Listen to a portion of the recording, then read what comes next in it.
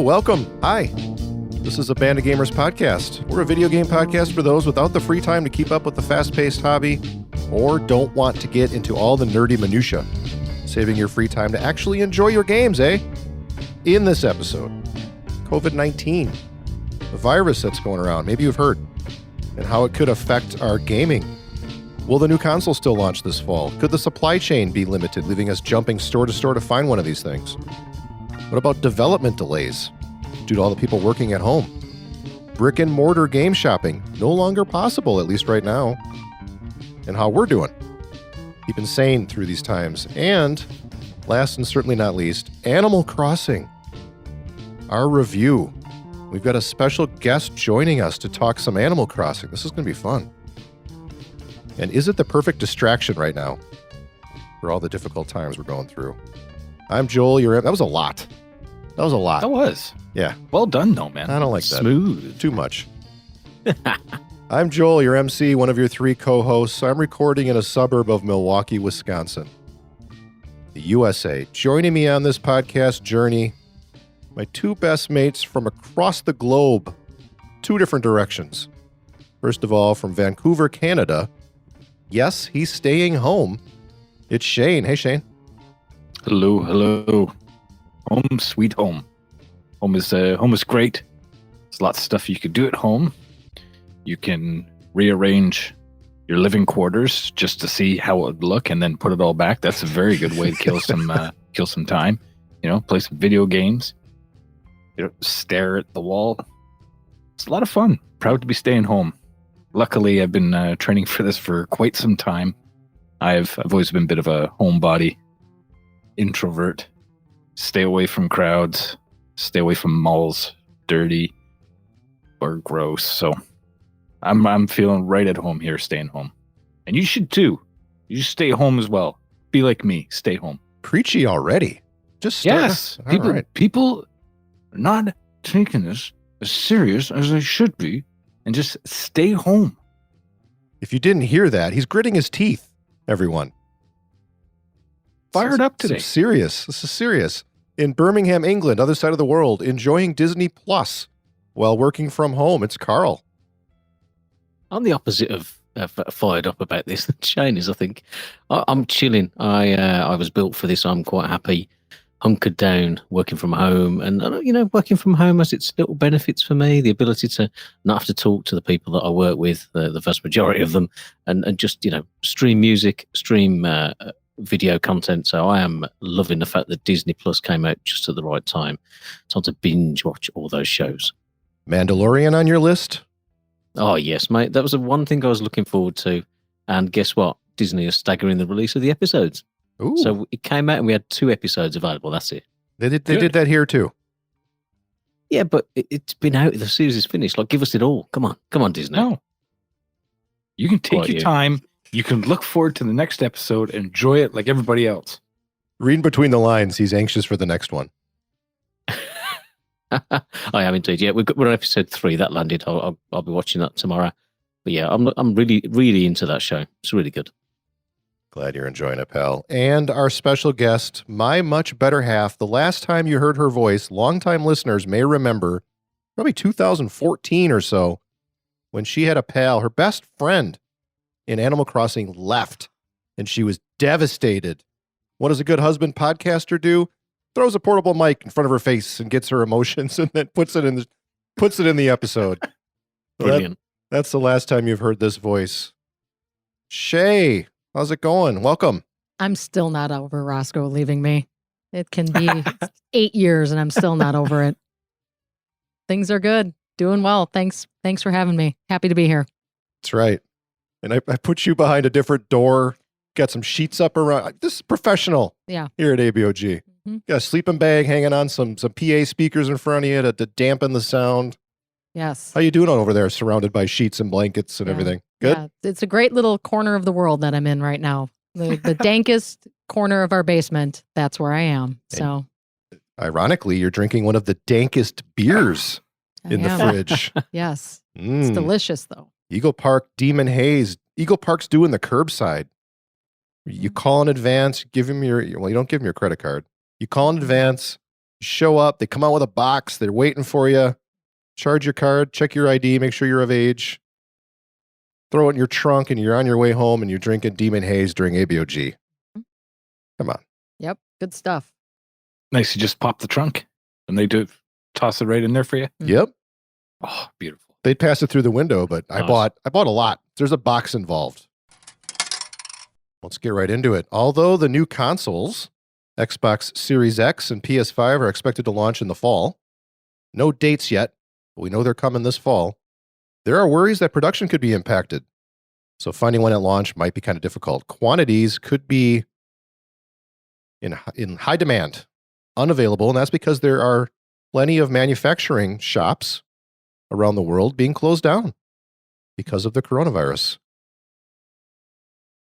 We've got so many people working from home, the development of some of these games. So if you got a team working on a new game coming out here in the summer, in the fall, in the winter, maybe for the launch of the new consoles, a lot of those teams are now at their homes trying to work through it like a lot of us, maybe on video chat, but just not having all the teams together could potentially cause some delays with the releases.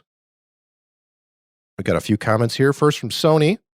They put out a press release. It said, business has been impacted by factors such as restrictions on movement of people across national borders, making it difficult for Sony to send engineers to manufacturing hubs, such as China and countries in Southeast Asia, for the purpose of helping with new product launches or giving instructions on manufacturing. So new PS5 coming. They got to send experts out, help the manufacturing. Can't do that at the moment. And they also said, although no issues have emerged so far, it's pretty optimistic, Sony is carefully monitoring the risk of delays in production schedules for game software titles at both its first-party studios and partner studios, primarily in Europe and the US. Microsoft, speaking to GameStop, Matt Booty, we know that gaming connects people during times of social distancing, and we are committed to delivering the highest quality Xbox Game Studio games for global community of players.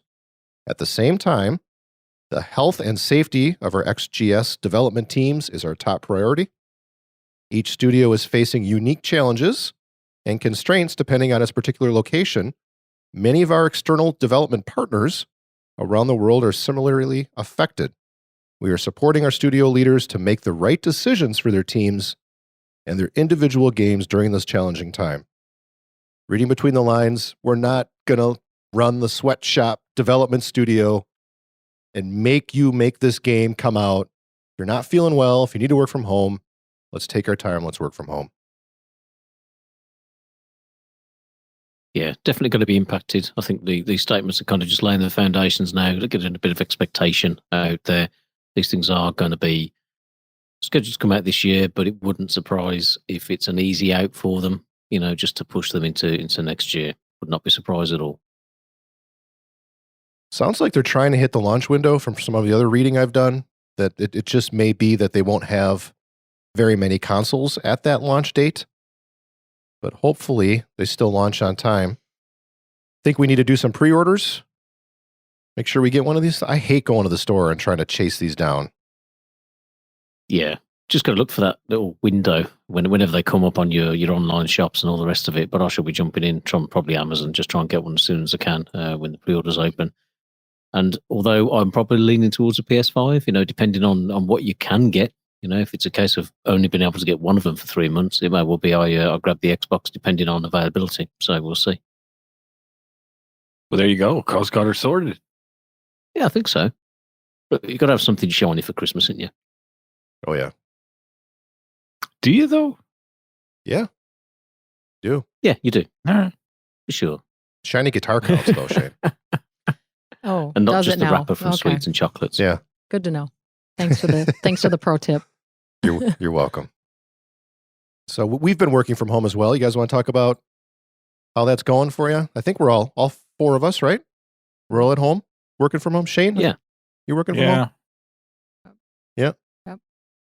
But your Safe? yes sounds less enthused than mine, dude. Oh, it sucks, man. What do you not like about it? I got a good group of coworkers. We're a small sales team. There's 4 of us in total. We all have great energy, and it's a tough time right now because everybody's pinching their pennies. Nobody wants to give up a dollar or whatnot, and definitely understandable.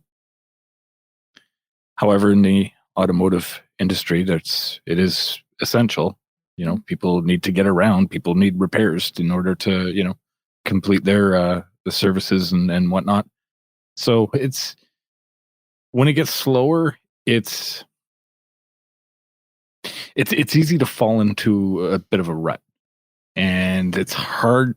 It can be really hard to get back on that horse, especially when you're talking to customers. And one of them has a wife who works in the local hospital, and you start hearing all that side of things. Yeah. And to get back on the horse after that and try to make some sales it can be pretty tough. So I miss being in the office. I miss being in there with the guys, shooting the shit every morning with a coffee or whatnot. Somebody gets that, we inspire each other, on which districts and whatnot to take on and try to make something happen and whatnot. And I miss the connectivity when you've been working with the same group of guys for 13 years and all of a sudden now you're doing it on your own. It's a little bit, it's a little bit challenging. It's definitely been a different beast over the past week and a half, and learning a lot about just kind of doing my job on my own and whatnot. So it's we're getting there and whatnot. The next week I'm in the office, be by myself in there, so it'll be nice to kind of get more supplies and keep at it, I guess. Yeah, I think each kind of profession is a little bit different. Like all of the guys I work with, some of them are great, all joking aside from the intro. But my role and the role I think of most people in work in finance, corporate finance specifically for me, my job is kind of geared already to be able to work from home. Like I've got a dock here for my laptop and 2 screens and all the rest of it. So it's quite easy for me to jump in and just do that from home. And I do work from home on occasion anyway. So this, for me and for the role that I do and the role that my team does in our bank, everything's kind of business as usual, but just people aren't physically in the office. So we have daily calls with each other, daily huddles. We go through workload, also talk to each other. Check in with each other. How's everybody doing? And some of my friends who in other jobs, I've got a couple of guys who are in sales, which is a particularly difficult time for them as well. And they're like having weekly huddles, like at the end of the week at 5 o'clock on a Friday, they're having a virtual beer with each other and kind of trying to keep the the banter alive, and the kind of atmosphere that you get in the office. But for me, I wouldn't say I'm happy because obviously there's a lot of stuff going on, but I'm quite comfortable being sat here and chilling as much as I can. But it's a very, very busy time for myself and all the guys at my place. But it is what it is. There's a lot of businesses that need support right now.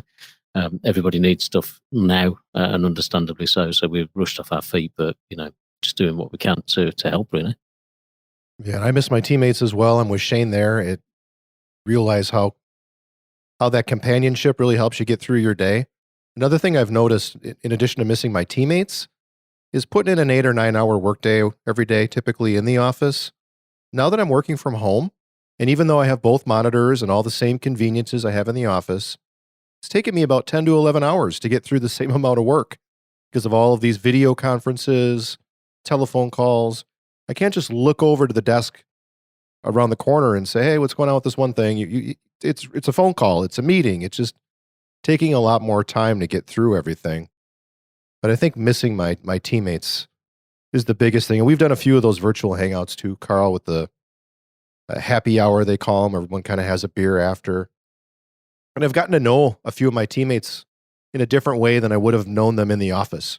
You see them with their kids or their pets or, they're like, this guy the other day was playing some piano and he had this wicked looking scarecrow doll like behind him. It's just you're getting into the homes of your coworkers. So I feel like it's also sort of bringing us together. You're going through this together as a team, and you're I don't know. I hate to use the analogy that you're going through war together because this is not war. This is so much not war. It's not the same being forced to sit home. but it similarly kind of draws you, as you're going through a tough situation, I guess, say together, it just draws you closer. You form like this bond that you wouldn't have had just going to war in the office, if you will. Getting through your day is not the same as getting through this situation from home. I know Shay has been getting a lot of phone calls. She works in health insurance, employee benefits. So she, I think out of all four of us, has been running around the most, trying to like learn about all the different law changes and stimulus package and if employees should get paid, not paid, sick time, PTO, how it all should all be handled. How you hanging, Shay? Good. For the most part. It's tough right now. It's a challenging time. I work with clients and I have prospective clients who I'm trying to work with, and they are all looking for answers right now. And they look to us to be the experts at that. And it's hard to have phone calls with your clients when you know that they're making tough decisions about needing to lay off their employees, and they're coming to you for guidance and, your thoughts really on, like, what can we do? What's fair? How should this be handled? My days have gone by extremely fast. I'm working from home, but it feels like, 7:45, 8:00 hits, and the next thing I know, it's 5:00. And it's unbelievable how quickly it's going. However, on the flip side, I think what I've learned in this short time that I've been, and I'm like you, Carl, I can work from home if I want to as well. We are set up to virtually work from home. I'm in sales, so I can work wherever I really need to work. I go in the office most days because I like my setup there, and I think it's nice to have that interaction with my colleagues. But so it's fine for me to work from home. But what I've discovered is during this short period of time, you find out who really does a good job communicating and keeping people informed and who does not. Because I have sent Ain't that the truth? It honestly is, because I've been sending out emails to prospective clients, keeping them informed and letting them know what is their responsibilities as an employer. And I have gotten just as many prospective clients contacting me as my actual clients, looking to me to help provide guidance to them because they need it. And quite frankly, what that tells me is that whoever they're working with right now is not doing that. So, while from a sales standpoint, I'm not traditionally out there prospecting right now because nobody wants to have those conversations, and rightfully so. What I'm trying to do is be as helpful as I can because that's the way I normally approach my work and how I do my sales anyway.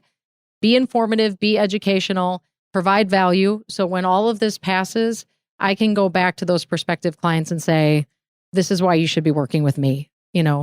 This is what I can do for you. So we'll see. It's tough right now, but we're all doing the best we can and given this new circumstance. And my whole philosophy is take it one day at a time. That's the best any of us can do. So.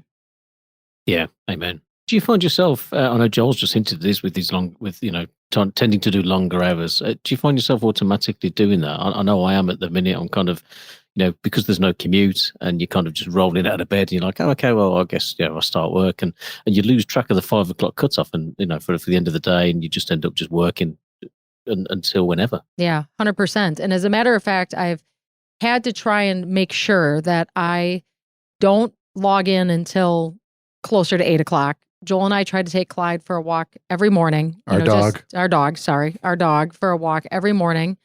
And then we try to make sure that we do it at night too, before it gets dark. So even if that means I need to just walk away from my computer to get outside, get some fresh air for 30 minutes. And if I have to come back and do a couple more things, so be it. But I really, it's important, that the mental health break right now and making sure you're attending to that is just as important as anything physical or anything else.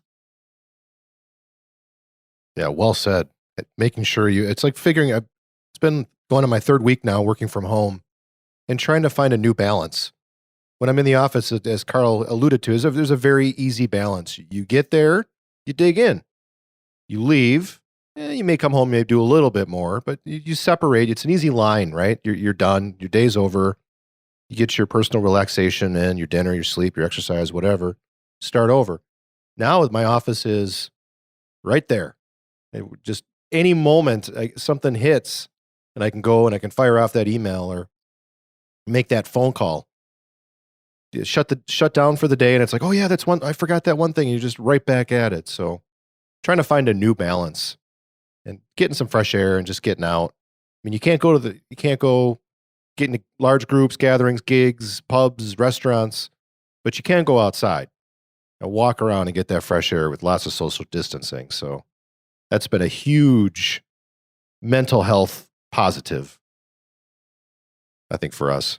I cannot wait until the weather gets just a little bit warmer here. It's getting there, a little rainy right now, but I've started to notice certain flowers in our yard that are starting to bloom, come up.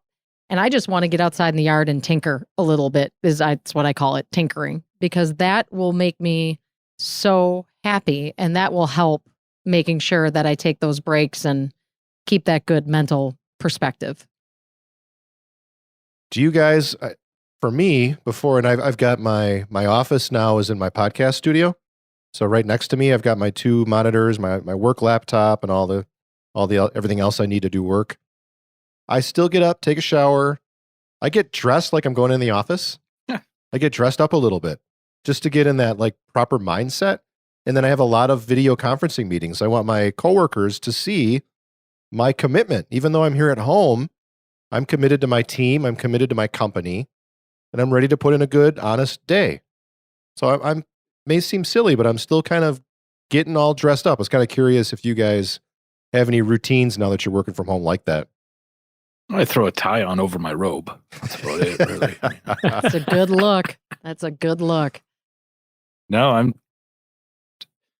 I haven't showered till almost quitting time. That's another topic, I guess. But yeah, no, just keeping it loose. Maybe that's the problem. Maybe I need to, get up, crack that morning shower right away. Get the slacks on. Put the Chuck Taylors back on, lace them up, and then start hitting the phones. No, I've just been keeping it cozy. Also, my home office is set up in my podcasting studio as well. So but yeah, got to roll with it. Enjoy it. Some old sweatpants, nice big hoodie, ready to face the day. Well, dude, I can wear like a button-up shirt and sweatpants. No one sees the below the waist, so that's definitely happening. True.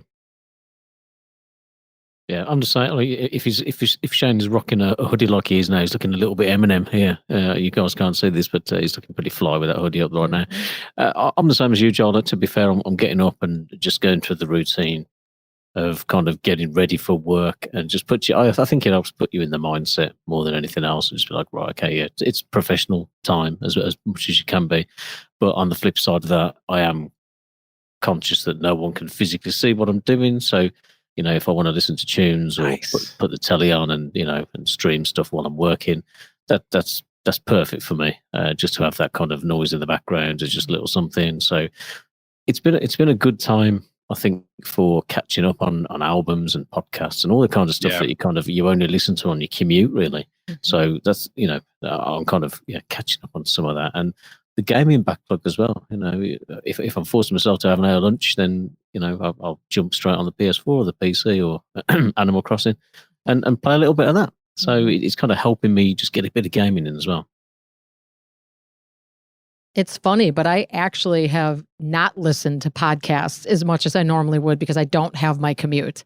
Because I would listen to it on my commute, and when Joel and I go and take our walk with our dog, we're together, so I'm not putting on my podcast then. And when I'm working, I have to focus so much on what I'm talking about and what I'm saying and typing to my clients that I find it to be distracting. So I can't. It's just I've tried, but I can't. So I feel like in a way I'm backlogged now on my podcasts, which is kind of sad because I have some really great ones that I like to listen to. So yeah, I'm kind of in the same boat. And you're like Shane with your shower pattern, right? Oh, me? Yeah. Yes. As a matter of fact, we had a video conference call with our team on Thursday, and I conveniently turned off the camera on my computer because I was like, nobody needs to see what's happening right now. Nobody needs to see that. So I've been doing the shower more at night myself. Yes. So that's good for the skin. Mm-hmm. I've just got a lot of video conferences. So I just want my team to see me here working. I think it's the dress policy thing we have in our world right now, where some companies will require you wear like a pair of slacks and a button-up shirt, and their mindset, their philosophy, especially if you're not facing customers and you have that sort of policy, it's because they believe it's going to get you in the right mindset. If you dress professional, you may act professional. And I want my team to see me here giving a shit, if you will. That's why I'm getting dressed up. A lot of them are in hoodies, and I mean, we had the other day, I worked for a radio station, we had the Brewers opening day didn't happen. Baseball shut down, but we aired last year's opening day on the radio. Oh, nice. Yeah, and That was great. was so looking forward to that, like some normalcy. So we went and did like a curbside at the local butcher shop, pulled in, he dropped some brats in my trunk, paid over the phone, came home, grilled out some brats, listened to that Brewer game all the way through, listened to Bob Euchre on the radio. And I tell you what, Friday morning after that Thursday night replay was the most refreshed I have felt in like 2 weeks. Just it felt normal again. Right. Even though it was a game from last year and we knew what the outcome was, it just felt good to like get into like a normal routine. Because at night I don't know, I feel a lot of heaviness. My mind is just wandering and worrying, and the anxiety, and I'm trying not to watch too much news because it's upsetting and it can really kind of pull you down really far if you let it. I want to be as optimistic as possible while still being aware and being mindful and knowing what I need to do to help the situation. But just to have a night where it's like, we're going to have a normal dinner, we'll grill out some brats, we'll turn on the Brewer broadcast. Shay, you felt the same way. Or like Friday morning, it felt good. Felt good. Otherwise, I wake up exhausted because I didn't sleep because I'm Yeah. tossing and turning, worrying about my parents and my family and my friends and all this stuff we're going through. It's heavy. Yeah. It's depressing. It was great. It was really relaxing. It was really enjoyable. We just sat and watched kind of the wildlife hanging out in our yard, from our kitchen table, listening to the game, having a brat. It was just good. It was nice to kind of tune out the other stuff just for one night, because let's be honest, I mean, you tuned it out for one night, you're not going to lose what's going on, right? You'll hear it the next morning. It's constant now, and I think you have to be very, I don't know what the right word is, maybe diligent about what you listen to and what you consume, because it can get to be too much when it comes to news. I mean, so. It's been really heavy. And I think when we recorded the last show a week ago, we're just really starting to feel the world's changing in front of us. Mm-hmm. And there's a lot of weight on all of us. And I think you heard it in the show. But since then, personally, I've got to the point where if I wake up and I'm sick, I'm sick. There's nothing I can do about that. But what I can do is keep washing my hands, doing my part, staying home, and just to prevent any chance of this coming into contact, not necessarily with me, but like Joel said, friends, families, our neighbors, all the essential workers that are out there, lighten their load. Right. That's what it's about. These are the people that are saving us. 100%. We need to lighten their load. So I'm doing my part. I'm just not worrying anymore. You can't worry. The worrying will kill you long before this virus will. And I also have really fucking great hair. You And if I do worry, have it's great thin. hair. I mean, that is a true statement. You do have great hair. If it were to thin, Yeah, that would be lights out. Yeah. Tragic. that would be Rip. devastating. Yeah, because you do Devastating. have seriously nice hair. So Yes. Thank Yeah, you. let's not talk about hair for now. I think I think of the three people that I'm recording this podcast with, they all have better hair than me. So I don't know what that says. Oh dear. I would say I think Shane, you bang on there. There's no point worrying. Certain things are outside of what you can affect and what you can influence, and all you can do is do the right things for yourself and for your loved ones and your friends and all the rest of it. Be sensible. We're seeing a bit of this in the UK. I mean, Joey just talked about curbside pickups and things like that. I went to the store yesterday. I went to the local Sainsbury's up the road, and you kind of walk into the car park and everyone's queuing 2 meters distance. It was lovely and civilized, and I was thinking, this is really good, because England's been a bit of a nightmare. We've had people in the stores and everything just buying up all the crap that you think, oh, come on, just buy what you need. And the store were kind of rationing that stuff. They were letting people in one by one as people were coming out. So there was plenty of stuff in there, but it was almost like people need to be told and told and told. So as soon as 1 or 2 people started queuing sensibly, everyone was queuing sensibly. But then you get in the store and all that's gone out the window. Like everyone's just walking along and doing like a normal shop, and like me and Faye were in there walking around, and people are just walking straight towards you, and we're just shaking our head and shouting at them to move out of the way. Like, come on, use your head. Because people just don't do it once they're in there and they're in that environment.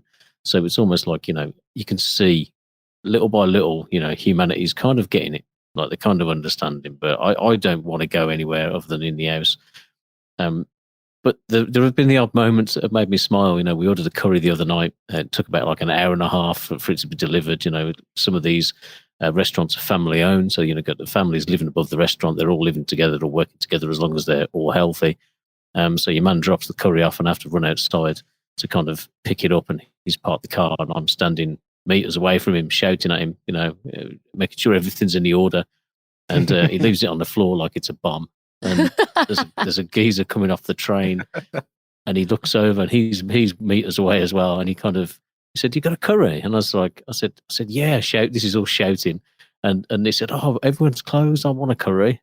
And the delivery man's like, "Oh, we're on Just Eat, mate. You've got to go on the app." So like, there's 3 of us in a triangle, like shouting across this car, like, in the rain because it's England naturally. Yeah. Well, luckily it wasn't raining, but it was. I kind of got in with it, and I was just smiling. It made me smile a little bit. There's things like that make me think. There's hope for humanity. Yeah. I think some of it is that people just forget. Like they don't mean to do it intentionally, but like when you're in the grocery store, you're just doing your thing, right? Like you're not thinking about, oh, I need to keep this distance. There's that. And then there's people who are still going on spring break and stuff, right? Like, okay, you people need to stop. Like you're clearly just you're not doing the right thing just for whatever your reason is. But some of it I get, like Joel and I when we were walking through our neighborhood, like there was a family that was coming down the road towards us and they were kind of all taking up most of the road because there was like 5 or 6 of them. And that's, whatever. And we kind of were like watching them like, hi, like scooch over, and they weren't. And so we kind of had to go into the grass more. And then they finally, like they realized and they kind of like bunched in together. And I don't think it was, we weren't rude about it or anything and they weren't either, but I don't think they realize, I just don't think they're thinking, so. Lifetime of habit, lifetime of how we've, right. It says how we live. Right. The social courtesies even, like I'm trying to keep my distance. I mean, I'm total germaphobe right now. I don't want to be within 6 feet of somebody. He won't even barely come by me. Not true. No, that's not true. But just walking down the road and I don't want to be the asshole that's like, hey, get out of my way. There's this like social courtesy that I've got built in me that doesn't want to be that guy. It's like I almost want to not be safe just to not be that guy. But we all have to be that guy right now. We all have to have that distance. And it's awkward and it's uncomfortable to force the people who aren't paying attention away from you. And I feel bad sometimes. You've met Faye. You know she's not backwards about coming forward to stuff like that. It's quite entertaining. God, I'd love to be by her right now. So, because I'm a little bit less patient with that than Joel. Joel's very good about those things. I get rather irritated with people in that respect. And yeah. Here. Yeah, I'm trying really hard because I'm trying to remind myself, maybe they're not doing it intentionally, but that doesn't mean I still don't need to give them the friendly little subtle reminder, but yeah. Tying it all back into gaming, GameStop yes. GameStop has a good chat. It's just nice to get it off our chests. And I would love to hear from you. abogpod@gmail.com. How you're dealing, how you're doing. Maybe join us in Discord. You can find a link to that in our show notes on whatever device you're listening. Let's just have a chat. Let's work through this together. It's my friends, and this is why we're doing ABOG on a weekly basis now, temporarily, just so we can lean on each other. And quite frankly, we're not doing nothing else. We're just sitting here, right? So let's get together and let's use our friendship. Let's use the community. Let's use the love for each other to kind of get through this. And having those texts with my pals and phone calls and stuff, and just trying to get through this, man. It's rough. But GameStop's closed their brick and mortar. The only people allowed in the stores right now are employees. I think Best Buy's doing this as well at the moment. Nice. Probably a lot of stores out there that aren't really essential. But they put out a little bit of a press release beginning today, which is Sunday, March 22nd. Only employees will be allowed inside our stores. To continue to serve you from these locations, we are offering a contactless delivery service called Delivery at Door at all store locations across the country where state or local laws allow. They have changed their hours, open 12 to 8. I noticed a lot of organizations, stores and things, restaurants have really kind of tightened their, grocery stores tightened their open window. Grocery stores especially, so they stock, put things back on the shelves quicker. Yeah, and I was talking to Massive Attack, who's out in New York, and he was telling me yesterday that even the cashiers in grocery stores are starting to put up the plexiglass, the plastic windows and whatnot around to keep the employee safe and whatnot as well. So that's a really good change. I wish they had started doing that years ago. I like that. It's not only for their own safety, but for ours, right? Yeah. Because you are having those moments where you can't keep the social distancing. It's when you hand somebody your card or cash. I've noticed nobody wants to deal with cash right now. It's like, I don't want your money. Like, credit card, please. I don't want to touch any money that's been circulated through Lord knows how many people. GameStop, giving them credit here, also says, it is important to take a moment to recognize the unending commitment and efforts of our store associates during this time.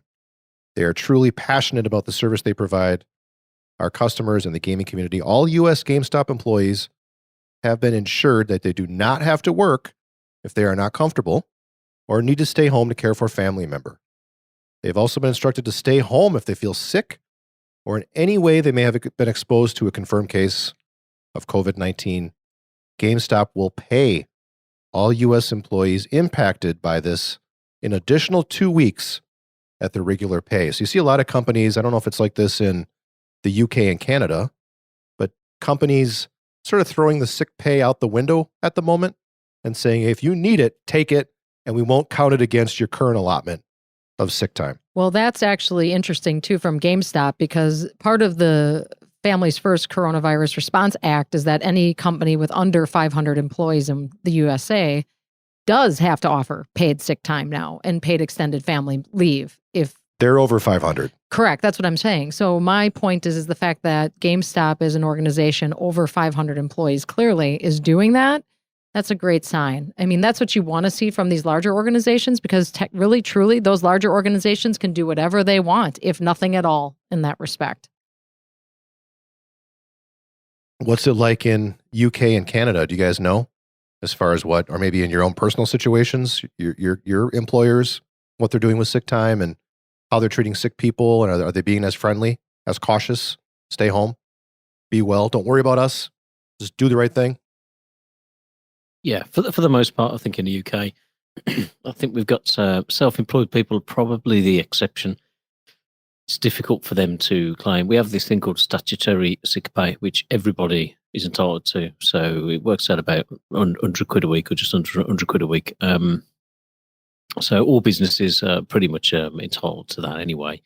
For people who are not necessarily sick, but they've been impacted, maybe they are losing their jobs, or if they're being told to take unpaid leave, or if businesses have been impacted, the government have brought in some legislation to cover 80% of salaries for affected businesses up to about $2,500 a month. That's your gross pay. That's not your take home.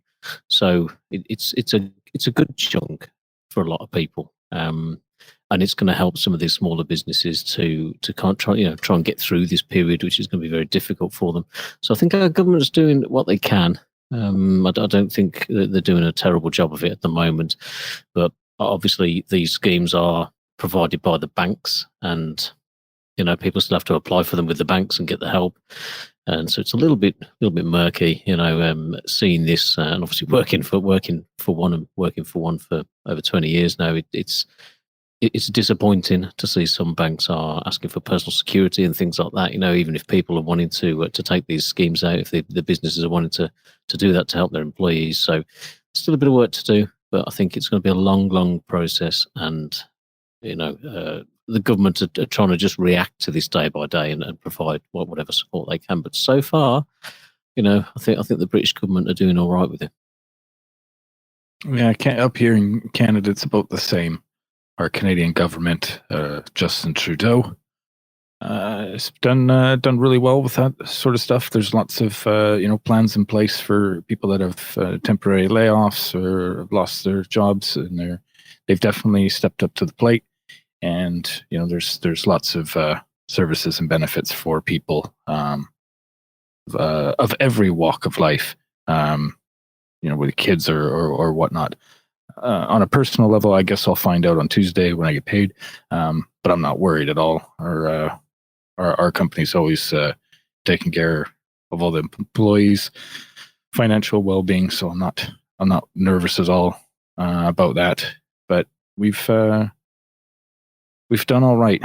Been very impressed with how Canada and us Canadians have kind of banded together and staying home and just you going out and maybe see if the neighbor needs something while you're there. Little things, little acts like that. My landlord's almost daily like, hey, do you guys need anything? I'm going to the store right now. Just let me know if something comes up. Text me while I'm there. We're all coming together, and you see that everywhere. You may not hear about it, but it is happening.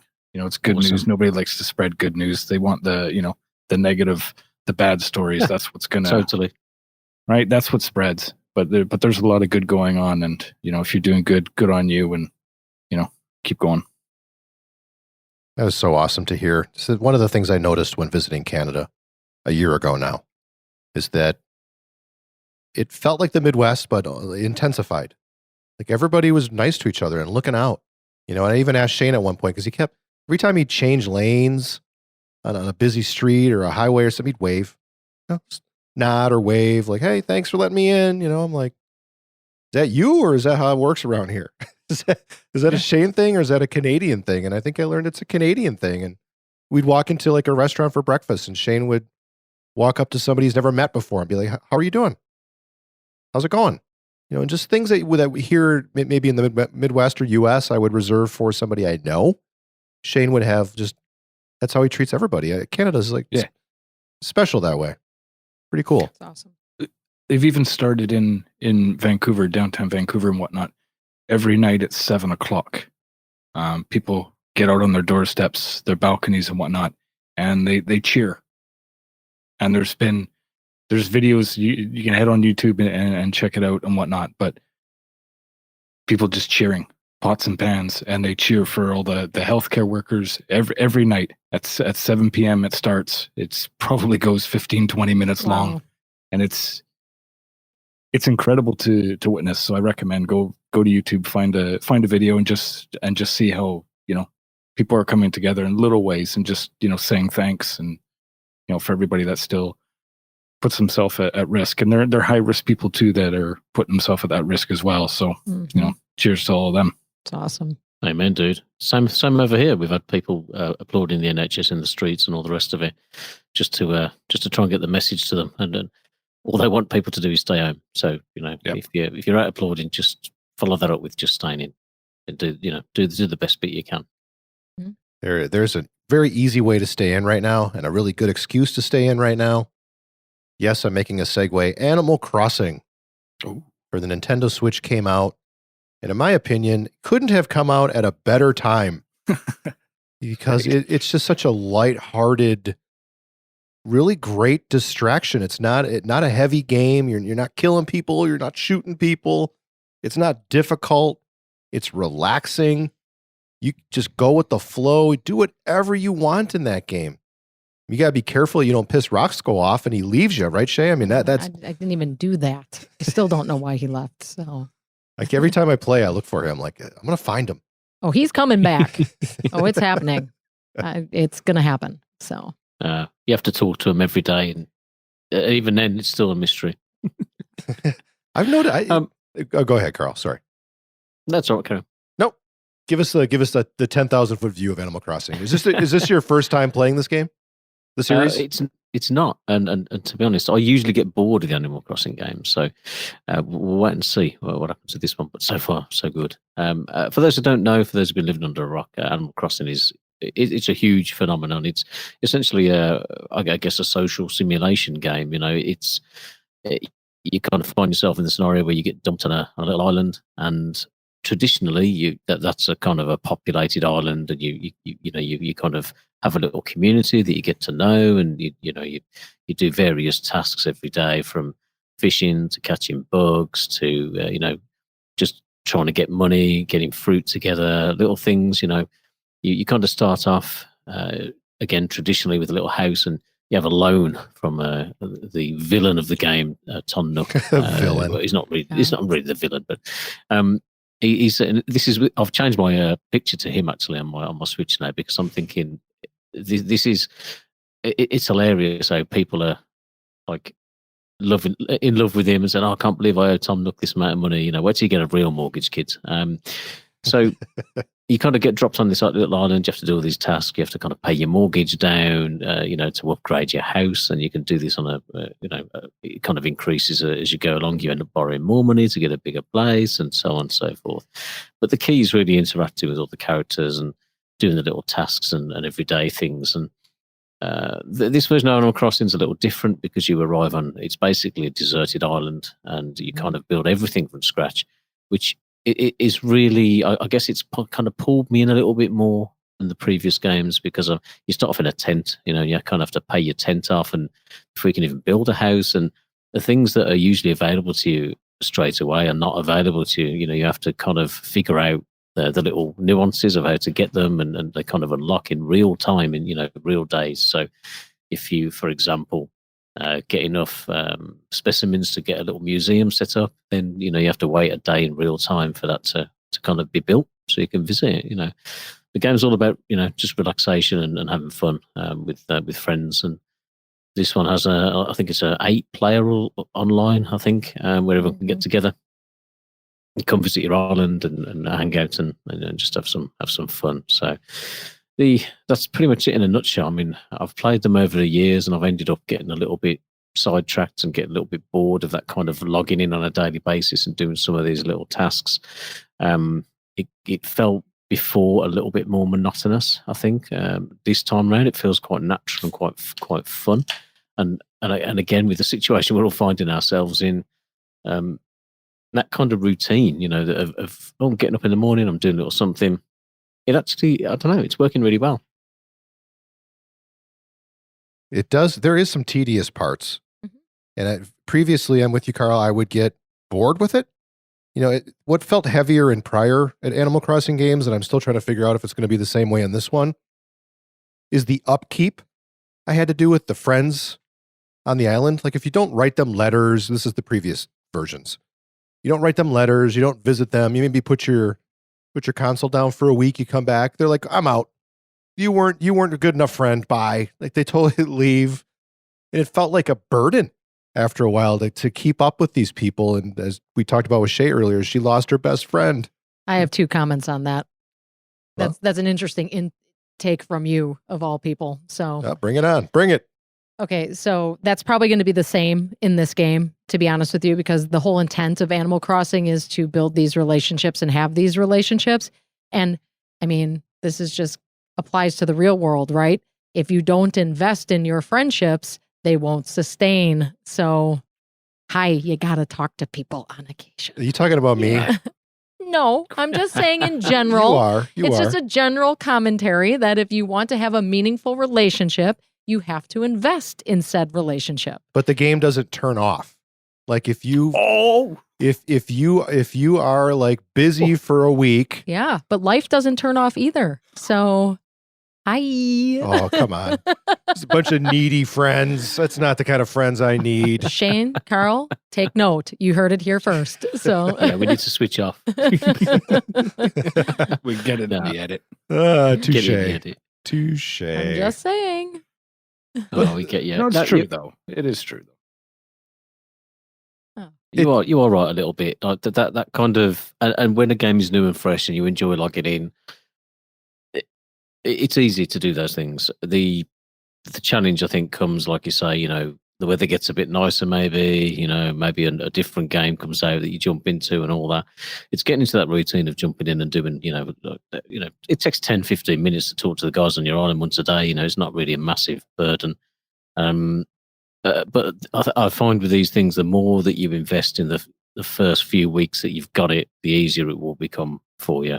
Just get as much done as you can, get as many bells as you can, and maybe don't exhaust all the things that you want to do. And I think in this one, the way that they've designed it, you probably would struggle to do that, just because literally you are waiting for real days to tick over before your shop appears, before new villagers come in. You have to achieve a certain amount of things, and this game doesn't tell you a lot either. There's certain things that I've found wandering around, and I'm like, I wish my inventory was bigger, or I wish I could quickly switch my tools over when I'm walking around.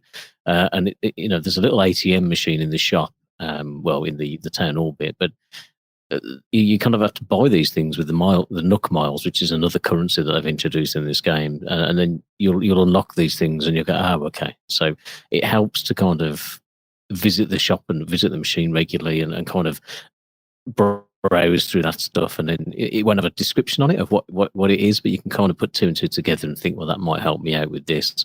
So it pays you to really get in there every day and have a little look at everything every day for as long as you can. And I think once you build that community up, I think it's going to be hard for you to kind of just leave the Switch alone. At a very high level, it seems like the world's easiest RPG.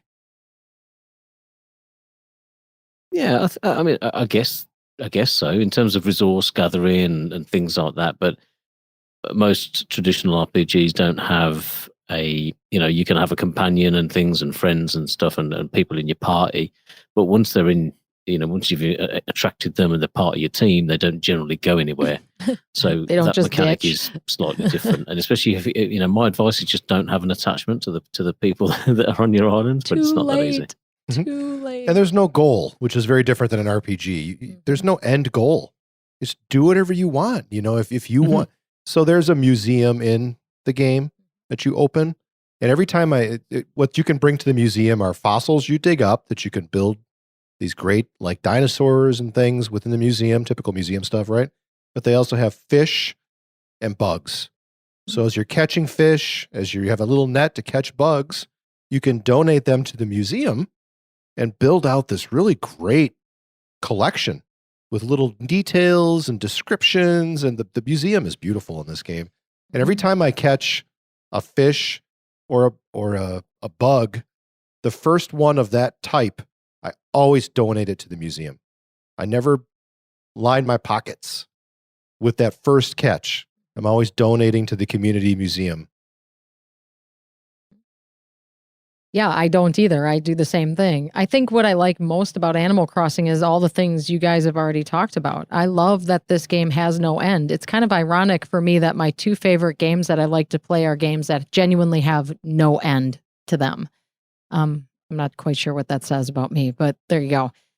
What I think I like most about Animal Crossing is exactly what you talked about before, which is I don't think this is meant to be a game. I'm not saying people don't do this, but I don't think it's meant to be a game that over time you're investing an hour a day with. You know what I mean? I don't think it's one of those games where you have to play 50 hours of this game and you get to the end.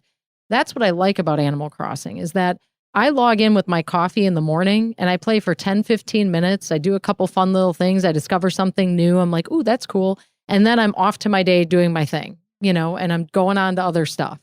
And then I might touch base with it maybe later on, in the day later, or I may not. And I think that's what I like most about it, is that there's no pressure to me to have to play a ton of it and get through it. It's just about creating this neat little community the way you want to create it, which I think is really kind of fun and really kind of liberating almost in a way, because my community might look totally different than what Joel's community or Carl's community might look like, which I think is what makes it really kind of cool. Yeah, it's chill, it's relaxing, and that's why I think it's a great distraction right now. What Animal Crossing New Horizons, this game, is doing that other versions haven't done previously, based on technological limitations back then, is you can go visit your friends' islands, which is a really cool feature. Like, I got together with my friend Dan and his daughter and got to book around his island, and he had some different fruit that I have. So I got to snag a couple of those, bring them back to my island, plant that fruit, make that native on my island. Got to look around their museum.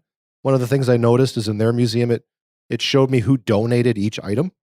So if you want to contribute to your friend's museum, you totally can do that.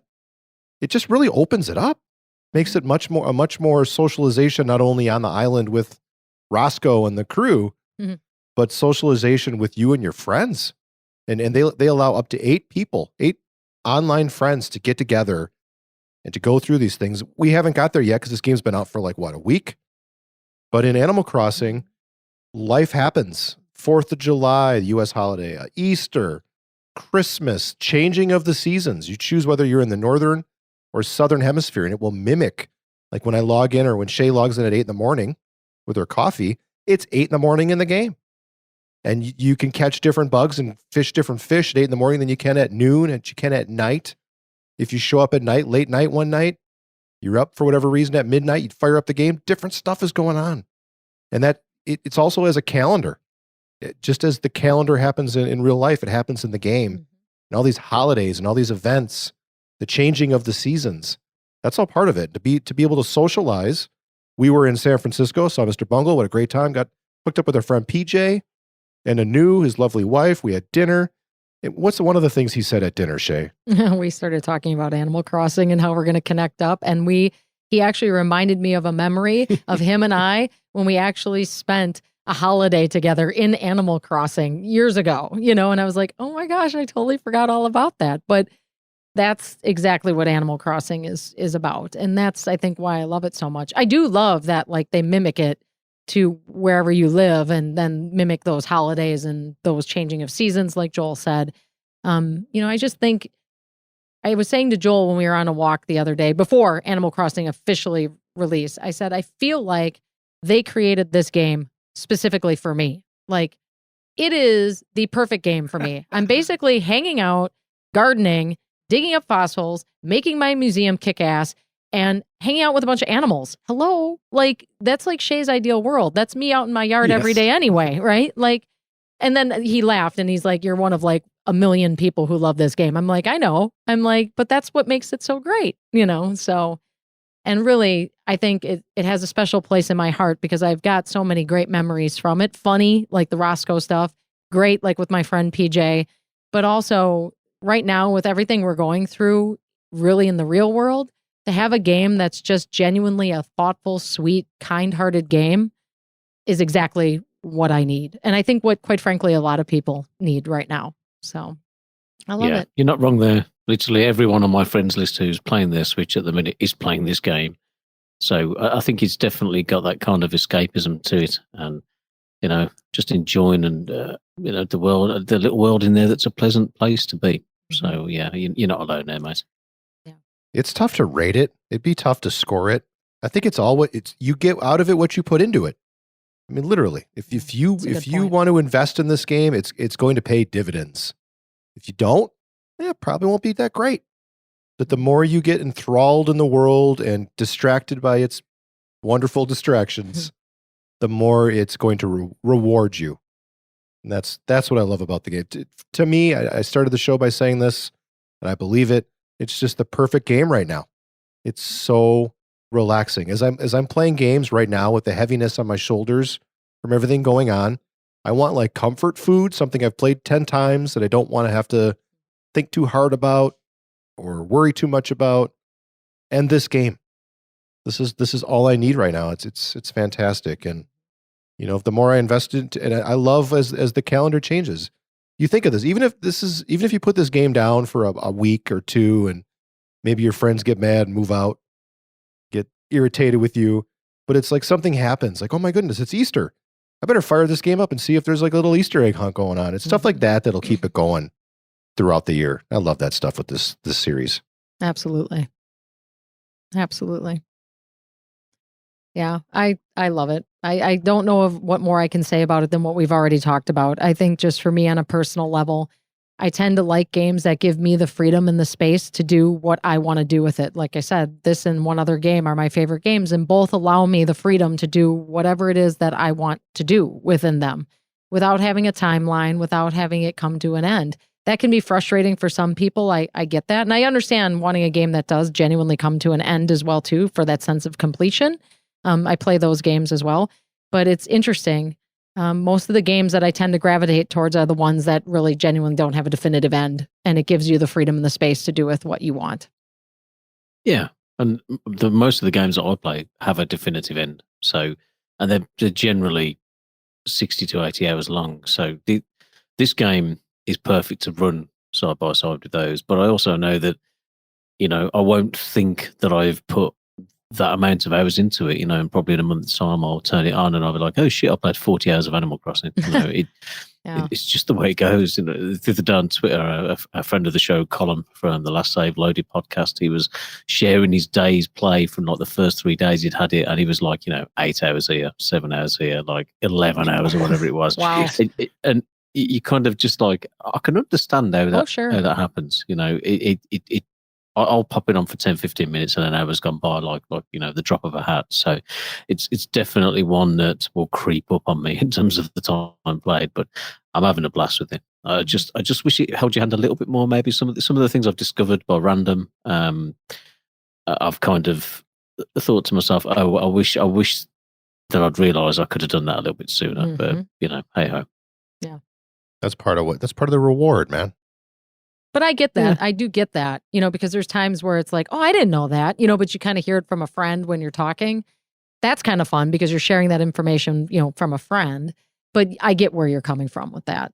Sometimes it's kind of nice to be like, oh, I wish I would have had that just a hair sooner, but. And it takes a while for me to turn that mindset off, because coming from if you're either playing like a game that's competitive or an RPG, it's all about min-maxing. So it's all about setting yourself up to get the most amount of resources or the most amount of experience or DPS or whatever you're doing from the character that you've got, the build that you've got.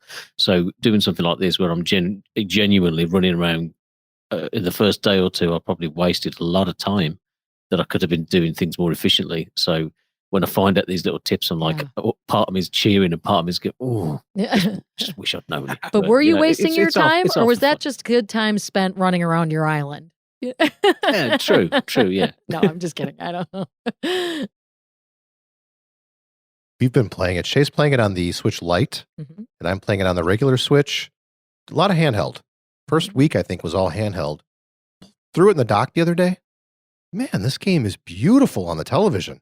Right? Holy smokes. There was things that I didn't notice before until I threw it up on the TV. To their credit, and what's making this one that much better than the previous ones is also the look of it. The other ones were more primitive looking. This is actually, it's still cutesy. It's still primitive-ish as far as a lot of like The Witcher or God of War or some of these other more intense games out there. It's just, the detail is there. It's really a great version of this game. I'm impressed. Loving it. Shane, you interested? Yeah. Have we enticed you at all? He mentioned this like a prior show or two ago. Like, if he would get a Switch, this might be the game to push him over the edge. You said that, right? Sure. Okay. I thought you did. Yeah, I would like to play this game. I would. I should have picked up a Switch Lite last year. I should have went and did it or whatnot. But I'll get there. I'll get there, man. When we get through this and we're on the other side and, this current style of life is, a little bit behind us, then I'll look into it a little further. But yeah, man, it seems like one of those ones that's just cool. Just sitting on the couch, fire up, for a few minutes, go over to Carl's Island, leave a trusty pangolin over there for him, and then Yeah. head back home. Yep. See what happens to his island. Who Right. knows? Could be fine. Maybe not. Maybe not. Guess we'll see. But yeah, no, I like charming games. You know, they're good, and this one sounds great. And there's just a lot of stuff, dude. Burnout Paradise is coming to the Switch. I saw that. There's yeah, man, and that there's like a Borderlands pack. Oh, dude. That's coming, like the first 1, 2, and then the pre-sequel all coming. Yeah, man. I think yeah, I should probably buy a Switch. I think I'll be getting that Borderlands combo. Really? Yeah. Fan of the series? It's time. Surprising. I've doubled. Shocking. For those new to the show, where I haven't mentioned my wife's addiction previously, what's your other favorite game, Shay, for those who don't know? Well, I have two, actually, so I'm not sure which one you're talking about. Are you talking the true video game one or the one I play on my iPad? The real video game. Come Okay, I have got a serious addiction to Don't Starve. It's might be an issue at this point, which is the polar opposite of Animal Crossing in terms of look and the way the game is. But there again, it's another game that it never ends. Like you could play it forever. It doesn't, as far as I know, it never comes to an end in that respect. But I have a serious addiction to that game. You can die. You cannot die in Animal Crossing. No, you cannot die in Animal Crossing. You can absolutely die in Don't Starve, which I've done many over again by penguins pecking at you, by spiders biting you, by freezing to death, not eating enough, getting too hot, overheated. Yep. I've died in a myriad of ways, and I've done it all very gracefully every time. So, yes. Very different than Animal Crossing, even though it has no end. But it's a beautiful game. I don't know if any of you have played Don't Starve, but the look of Don't Starve is right up my alley. I mean, I love the graphics in that game. It is kind of gothic, and it's dark, and it's cool. Like all of it is, and so it's kind of weird that I love Animal Crossing and I love Don't Starve, and they are very opposite games in terms of the tone and the look of those games. But yeah, it's a great game. I love it. It's a really cool art style in Don't Starve. It is. Real kind of gothic-y, real cool stuff. Yep. I love it. A good friend of mine, we play online together. We play Don't Starve together, and we are just kicking ass and taking names at this point. Yay. Like we are all up in it. So it's fun. We have a lot of fun playing that game, and I would welcome, like, people should join us because it's a lot of fun to play this game with multiple people, because the more people you get, the it's a really hard game to play. There's stuff coming at you left and right, that can kill you at any point. So the more people you have kind of banding your resources together, the better off you end up doing. So yeah, it's great. I love the use of the word banding. You got the Canadians banding together. We got your friends and Don't Starve banding together. We got a band of gamers. Yes. It's like bringing it all back to 2012. Yeah. Thank you, Shane. Thank you, Shay. Shane and Shay. Wow. Yeah. Never noticed that before. We're like peanut butter and chocolate. We go together.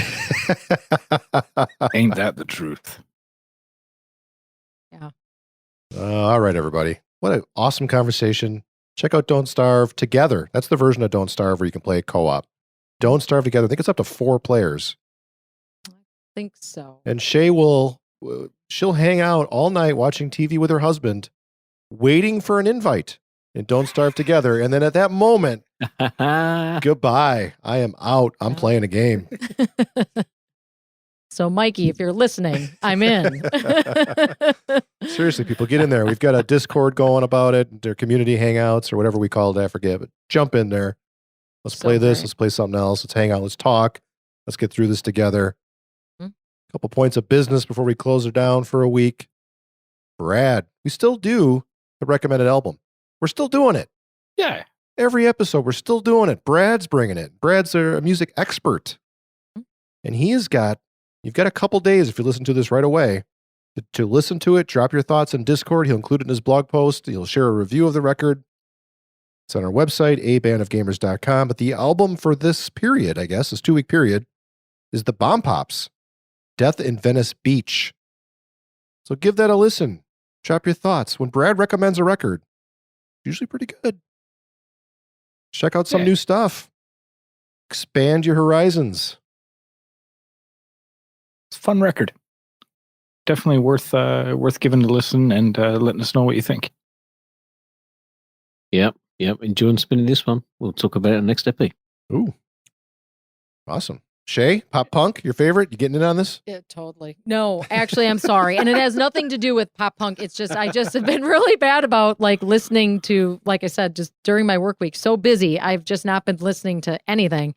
But we kind of got a little bit on a Waxahachie hit over the weekend a little bit. So, and a little Jeff Rosenstock live stream concert he did as well, too. So that was fun. So, but no, Brad, when he recommends music, you should take a listen. Good stuff. He's got a really good, diverse, wide berth of stuff he likes to listen to, which I think is fantastic. So yeah, give a listen and give him a review. There you go. A plug. Well done, Shay. Mm-hmm.